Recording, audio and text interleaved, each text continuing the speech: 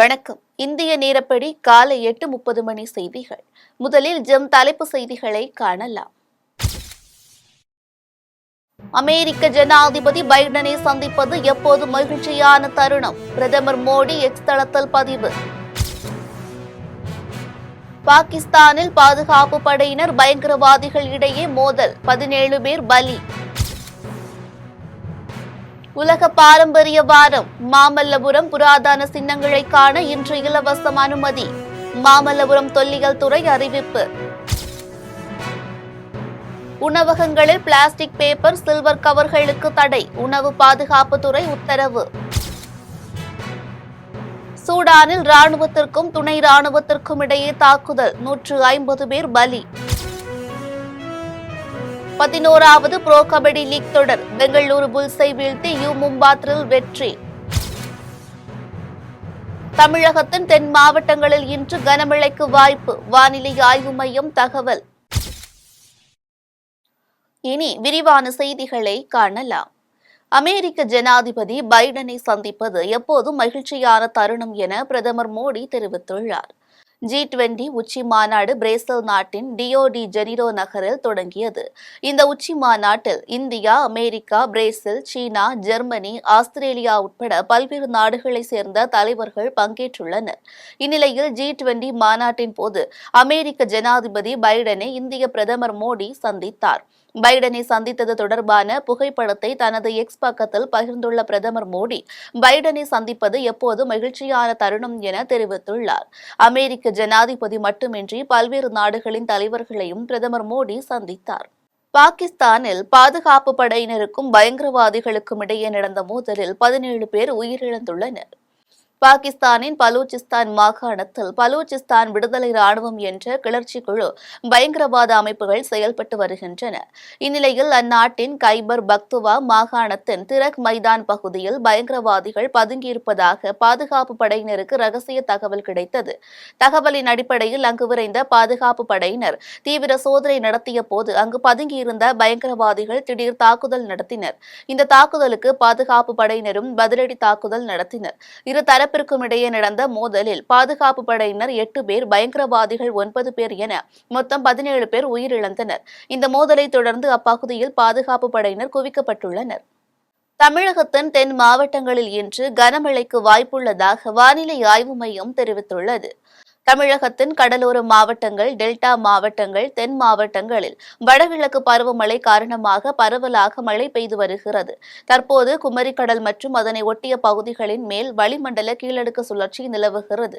இதன் தாக்கத்தால் டெல்டா மற்றும் தென் மாவட்டங்களான மயிலாடுதுறை, திருவாரூர், நாகப்பட்டினம், தஞ்சாவூர், புதுக்கோட்டை, சிவகங்கை, ராமநாதபுரம், கன்னியாகுமரி ஆகிய மாவட்டங்களில் இன்று கனமழைக்கு வாய்ப்புள்ளதாக வானிலை ஆய்வு மையம் தெரிவித்துள்ளது. இந்த சூழலில் தெற்கு வங்கக்கடல் பகுதியில் வரும் 23ஆம் தேதி ஒரு புதிய காற்றழுத்த தாழ்வு பகுதி உருவாக வாய்ப்பிருப்பதாக தனியார் வானிலை ஆய்வாளர்கள் தெரிவித்துள்ளனர். இதன் காரணமாக வட தமிழகம், கடலோர மற்றும் டெல்டா மாவட்டங்களில் வரும் 24 முதல் 30ஆம் தேதி வரையில் மீண்டும் மழைக்கான சாதகமான சூழல் நிலவுவதாகவும் தனியார் வானிலை ஆய்வாளர்கள் தெரிவித்துள்ளனர். 11வது புரோ கபடி லீக் தொடரில் பெங்களூரு புல்ஸை வீழ்த்தி மும்பா த்ரில் வெற்றி பெற்றுள்ளது. 11வது புரோ கபடி லீக் தொடர் கடந்த அக்டோபர் 18ஆம் தேதி ஹைதராபாத்தில் தொடங்கியது. இந்த தொடரின் முதற்கட்ட லீக் ஆட்டங்கள் ஹைதராபாத்தில் நடந்து முடிந்தன. இதையடுத்து தொடரின் 2வது கட்ட லீக் ஆட்டங்கள் நொய்டாவில் நடைபெற்று வருகின்றன. இந்நிலையில் இந்த தொடரில் நேற்று 2 லீக் ஆட்டங்கள் நடைபெற்றன. அதில் இரவு 8 மணிக்கு தொடங்கிய முதல் ஆட்டத்தில் ஹரியானா ஸ்டீலர்ஸ், தெலுங்கு டைட்டன்ஸ் அணிகள் மோதின. இதில் தெலுங்கு டைட்டன்ஸ் அணி 49க்கு 27 என்ற புள்ளி கணக்கில் ஹரியானா ஸ்டீலர்ஸ் அணியை வீழ்த்தியது. தொடர்ந்து இரவு 9 மணிக்கு தொடங்கிய 2வது ஆட்டத்தில் மும்பா, பெங்களூரு புல்ஸ் அணிகள் மோதின. இந்த ஆட்டத்தில் 38க்கு 37 என்ற புள்ளி கணக்கில் பெங்களூரு புல்ஸை வீழ்த்தி மும்பா த்ரில் வெற்றி பெற்றது.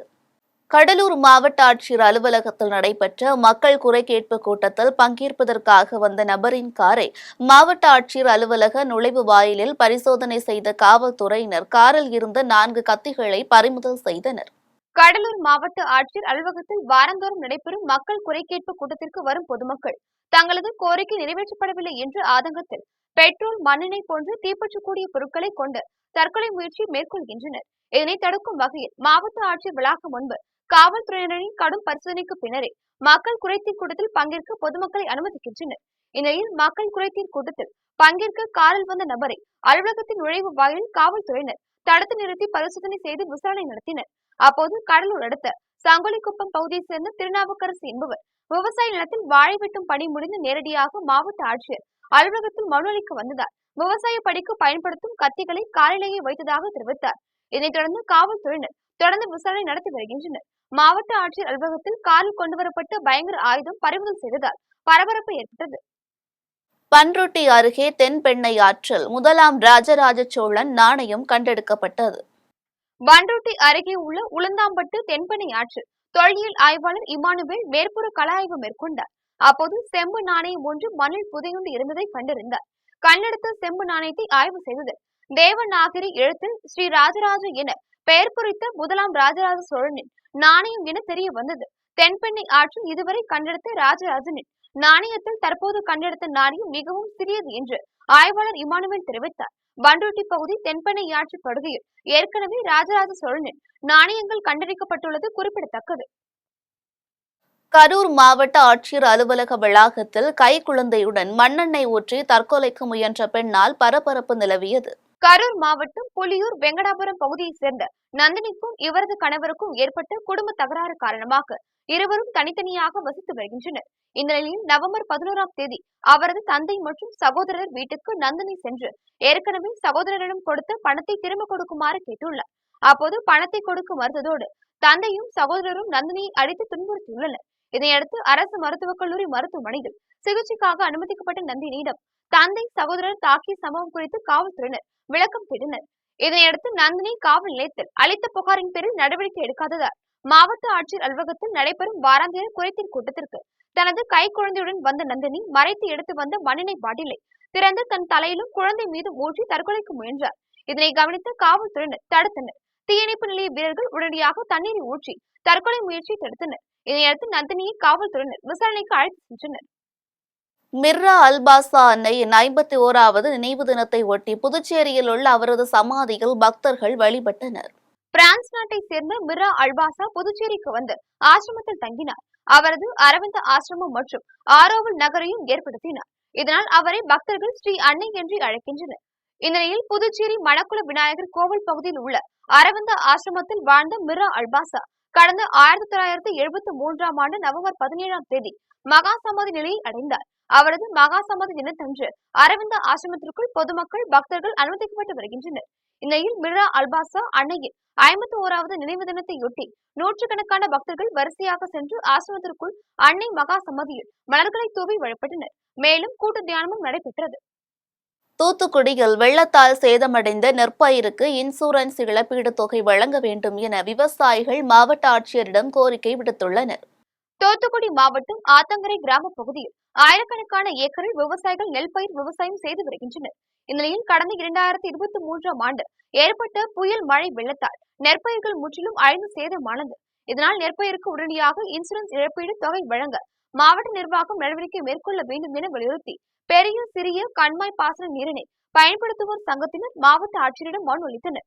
அப்போது செய்தியாளர்களை சந்தித்த விவசாயிகள் விவசாயம் செய்ய கையில் பணம் இல்லாததால் விவசாயம் செய்ய முடியாத நிலை ஏற்பட்டுள்ளதாகவும், எனவே மாவட்ட நிர்வாகம் இன்சூரன்ஸ் இழப்பீடு தொகையை உடனடியாக வழங்க வேண்டும் எனவும் கோரிக்கை விடுத்தனர். 2023 நாங்கள் நெல் சாகுபடி செஞ்சோம். எங்கள் கம்மாய் 2 கம்மாய் இருக்கிறது. சின்ன குளம் பெரிய குளம் இருக்குது. அதை வச்சு தான் எங்களுக்கு உள்ள பிழப்பு. போன வருஷம் 2023 அதிகமான மழை பெஞ்சு வெள்ளம் அடைஞ்சு பூரா நெல் பயிர் பூரா முங்கி விட்டது. நாங்கள் இன்சூரன்ஸை கட்டினோம், எல்லாமே நெல் பயிர் கட்டினோம். ஏன்னா இது நாள் வரைக்கும் எங்களுக்கு பணம் இன்சூரன்ஸ் தொகை வரவில்லை. இப்போ விவசாயம் பார்க்க கூட காசு இல்லாமல் நாங்கள் ரொம்ப கஷ்டப்பட்டுக்கிட்டு இருக்கோம். எங்களுக்கு கூடிய சீக்கிரம் வந்து அதுக்கு கொடுக்கும்படி எங்களுக்கு நடவடிக்கை எடுக்கும். குரோம்பேட்டை அரசு மருத்துவமனையில் மருந்து மாத்திரை வழங்கும் இடத்தில் போதிய செவிலியர்கள் இல்லை என பொதுமக்கள் குற்றம் சாட்டியுள்ளனர். சென்னை குரோம்பேட்டை பகுதியில் செயல்பட்டு வரும் அரசு மருத்துவமனையில் தினந்தோறும் 1000க்கும் மேற்பட்ட மக்கள் சிகிச்சை பெற்று வருகின்றனர்.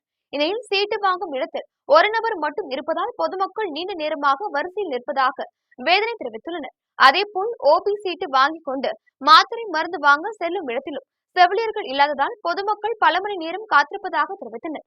மேலும் இதுகுறித்து மருத்துவர்களிடம் கேட்டபோது உரிய பதிலளிக்காமல் அலட்சியம் காட்டுவதாக குற்றம் சாட்டிய பொதுமக்கள் ஓபி சீட்டு வழங்கும் இடம் மற்றும் மருந்து மாத்திரைகளை வழங்கும் இடத்தில் கூடுதலாக செவிலியர்களை பணியமர்த்த வேண்டும் எனவும் இதுகுறித்து மருத்துவமனை இயக்குநர் கண்காணிக்க வேண்டும் எனவும் கோரிக்கை விடுத்துள்ளனர். காரைக்காலில் பொதுமக்களிடமிருந்து பல்வேறு இடங்களில் தொலைந்து போன 52 செல்போன்களை சைபர் கிரைம் காவல்துறையினர் மீட்டு உரிமையாளர்களிடம் ஒப்படைத்தனர். காரைக்கால் மாவட்டத்தில் பொதுமக்கள் தாங்கள் தொலைத்த மொபைல் போன்களை கண்டுபிடித்து கொடுக்கும்படி காரைக்கால் சைபர் கிரைம் காவல்துறையினரிடம் செல்போன் உரிமையாளர்கள் புகார் அளித்தனர். இதனையடுத்து காணாமல் போன மொபைல் போன்களை கண்டுபிடிப்பதற்காக காரைக்கால் மாவட்ட சைபர் கிரைம் காவல்துறையினர் தேடி வந்தனர். இந்நிலையில் அண்மையில் காணாமல் போன 52 விலை உயர்ந்த ஸ்மார்ட் போன்களை மீட்டெடுத்து காரைக்கால் மாவட்ட முதுநிலை காவல் கண்காணிப்பாளர் லட்சுமி சௌஜன்யா தலைமையில் காரைக்கால் சைபர் கிரைம் காவல்துறையினர் உரிமையாளர்களிடம் ஒப்படைத்தனர். புதுச்சேரியில் அரசு சாலை போக்குவரத்து கழகத்தில் பணிபுரியும் ஊழியர்களை பணி நிரந்தரம் செய்ய வலியுறுத்தி தொடர் காலவரையற்ற உண்ணாவிரத போராட்டம் நடைபெற்றது.